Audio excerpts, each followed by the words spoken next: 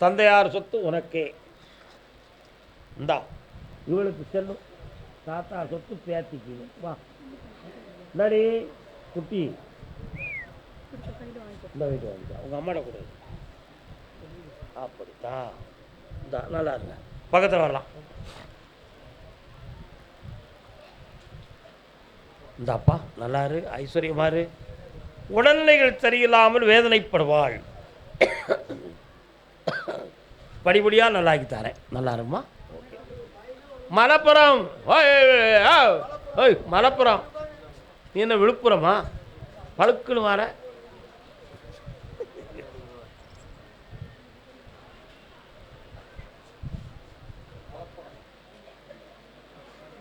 என்ன வேணும்?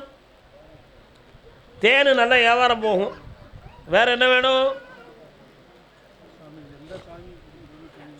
எந்த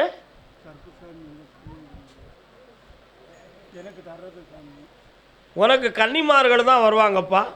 கருப்பசாமியை முன்தெய்வமாக வச்சுக்கா. சப்த கன்னிமார்கள் உனக்கு உதவி செய்வாங்க. இந்தா அந்த தாயின் சக்தி கிடைக்கும், முன்னோர்கள் உதவியும் கிடைக்கும். வெற்றி உண்டு. கருப்பசாமிக்கு சிவகிரி. சிவகிரி பத்திரம். சிவகிரி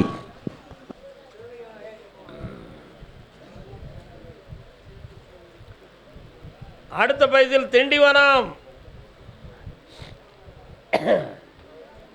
சிவகிரி கணவன் மனைவி. கால் வந்துட்டு வரலாம்.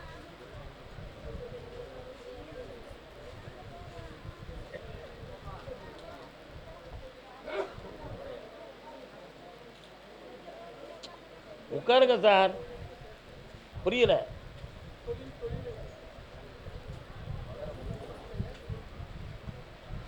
உன்னுடைய கட்டுமனைக்கு நான் போய் பார்த்தேன். உங்களுடைய சொத்துக்கள் உறவினர்களால் பாதிக்கப்பட்டு பல செய்வினை வைவினை கோளாறுகள் நடந்து உயிருக்கே ஆபத்து வரக்கூடிய சில சூழ்நிலைகளை உருவாக்கி வச்சுருக்காங்க. ஆனால் 3 முறை பேச்சுவார்த்தையில் உன்னுடைய சொத்துக்களுடைய உரிமையை உனக்கு வாங்கி தந்து அதை ஆண்டு அனுபவிக்கக்கூடிய பாக்கியத்தை தந்தால் போதும்ல. காலன்னு சொல்லலாம். கொஞ்சம் அமைதியாக இருங்க.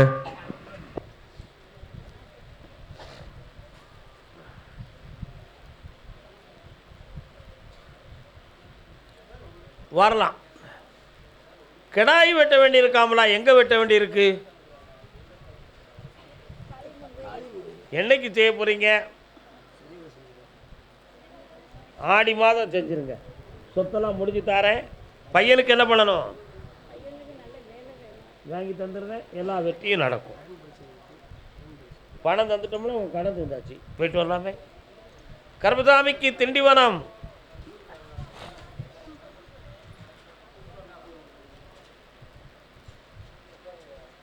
என்னடா ஜாதகத்தை கையில் கொண்டு வந்திருக்க?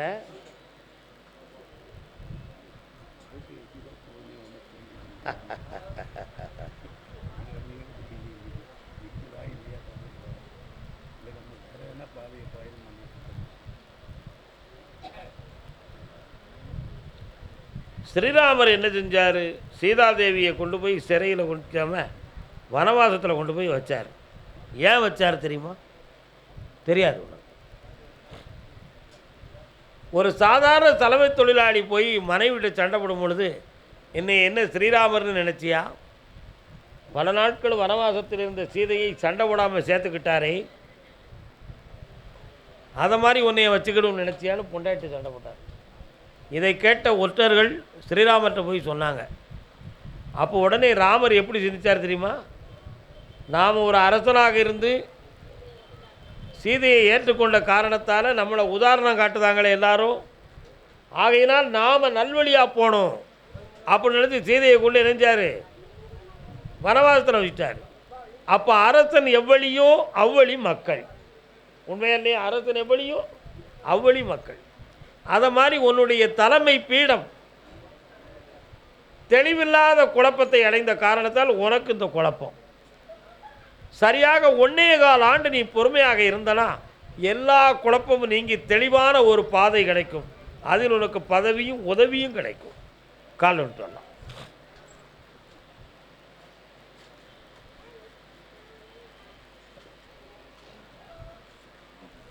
அவர்களும் என்னை சார்ந்தே இருப்பார்கள். புதிய மலர்ச்சி கிடைக்கும். வெற்றி உண்டப்பா. இந்தா செல்வமாக இரு.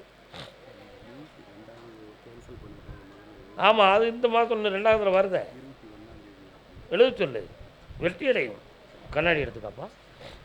கர்மசாமிக்கு சிவகாசி. சிவகாசி பக்கம் சிவகாசி. கீழே விழுந்துடக்கூடாது, ஓடியாரக்கூடாது, கீழே விழுந்துடக்கூடாது. என் மகனை தெளிவு பண்ணி கொடுங்கன்னு கேட்டு வந்த பெண்ணடியாள்.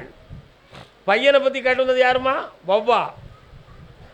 வவ்வா இல்லை, வாவா.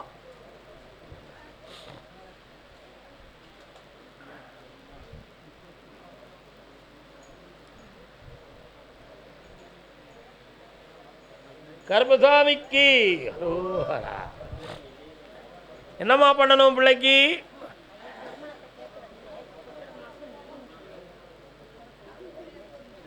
இப்போ சித்திரை கழிஞ்சாச்சு.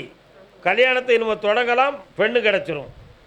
அவன் மனத்தையும் நான் பக்குவப்படுத்தி உனக்கு இணைச்சி தாரேன்.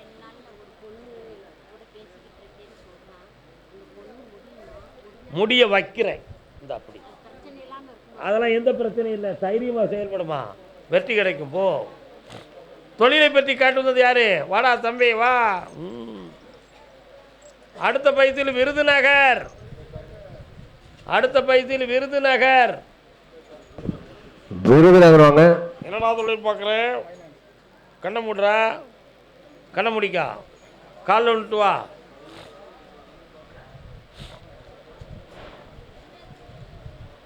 வரலாம். 1.5 ஆண்டு காலங்களாக உன்னுடைய பணமெல்லாம் நஷ்டமடைஞ்சிக்கிட்டு இருக்கும். சென்றது மீளாது. போட்டி மனப்பான்மையில் குழப்பம் நடந்து கொண்டு இருக்கு. உன் தொழிலை வெற்றியாக்கி கடன் படாமல் காப்பாற்றினா போதுமா? வேற என்ன வேணும்? அந்த செல்வத்தை நிற்க வைக்கிறேன். 3 முறை என்னைய பார். லட்சுமி கடாட்சம் பெறுவாய். அடுத்த பைசில் கல்யாண சம்பந்தமாக கேள்வி கேட்டு வந்தது யார்? சிவகாசி. உங்களுக்கு விருதுநகரா? வா, விருதுநகர் வா. யாருக்கடா கல்யாணம்? கால் ஒன்று.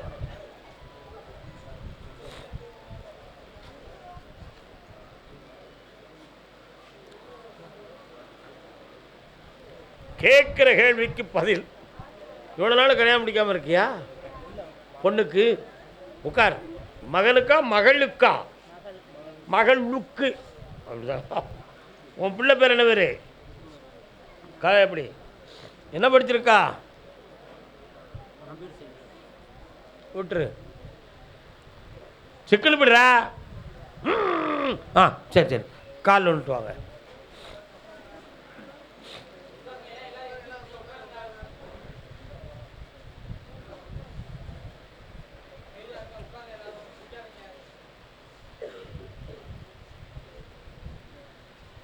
பிள்ளையுடைய மனம் கிரகப்படி கொஞ்சம் பிரச்சனையாக இருக்கும்.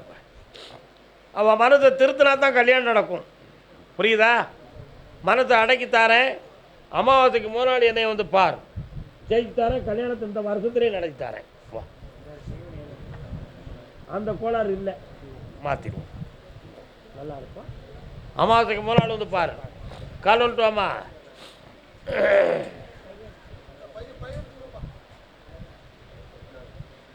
கற்பகத்து சோலையிலே மொய்க்கும் மலர் நீ அல்லவோ, இரவென்று பகலென்று. என்ன வேண்டும்?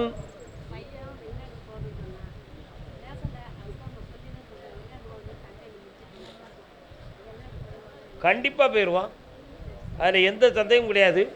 உங்கள் உள்ளத்தில் உங்களை டிமிக்கி கொடுக்கறதுக்கு எதுவும் சொல்லி ஃபேஸ் வாஷ் பண்ணுறானோன்னு ஒரு சந்தேகம் வந்திருக்கு. அவ்வளோதானே? அப்படி இல்லை. அவன் இப்போ இருக்கிற கம்பெனியில் அவன் உழைப்புக்கு தகுந்த ஊதியம் கிடையாது. புரியுதா? அதனால் அவன் வெளிநாட்டுக்கு போயிட்டு வருவது மிக முக்கியம். 3 ஆண்டு காலம் அங்கே இருப்பான். 3 ஆண்டு காலம் அங்கே இருப்பான். அவனுக்கு பணம் கிடைக்கும். இந்த விபூதிய இடத்துல தூங்கு. எடுத்துக்கா. வெற்றி உண்டு. அதெல்லாம் பப்ளிக்கில் கேட்கக்கூடாது.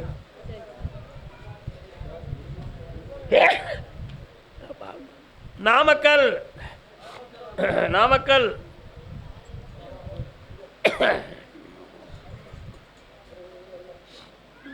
எந்த ஊர் உங்களுக்கு? இந்தாங்க பௌர்ணமிக்கு வாங்க என்ன வரணும் கூப்பிடு வரை பொறுக்கணும் அதுதான் மிக முக்கியம் பராசக்தியாக இருமா நாமக்கல் யார்ப்பா நாமக்கல் நாமக்கல்லா கால் வேடா தம்பி நாமக்கல்லா நாமக்கல் கூப்பிட்டேன் விருதாக போய் இருங்க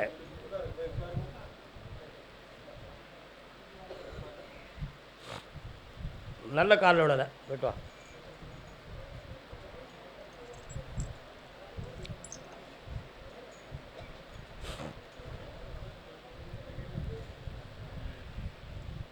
கண்ண முடி உட்கார்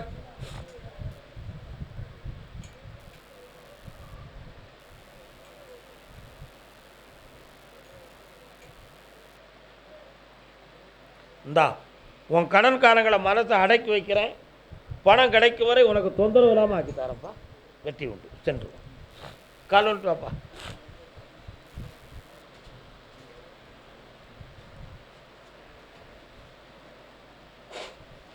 அடுத்த பயிற்சியில் அம்பாசமுத்திரம் அம்பாசமுத்திரங்க உங்களுக்கு அம்பாசமுத்திரமா நாகர்கோயிலா அப்படியா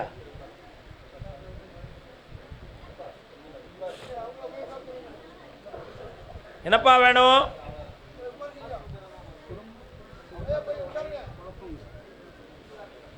கண்ணை மூடுங்க 1.5 வருஷமாகவே குடும்பத்தில் அமைதி இல்லாத நிலை நடக்கும் ஒரு பெண் தெய்வம் வீட்டுக்குள்ளே வருது அதெல்லாம் இப்போ மனம் விட்டு போயிடுது உன் எல்லையில் நான் கருப்பசாமி இருப்பேன் கால் வந்துட்டு வா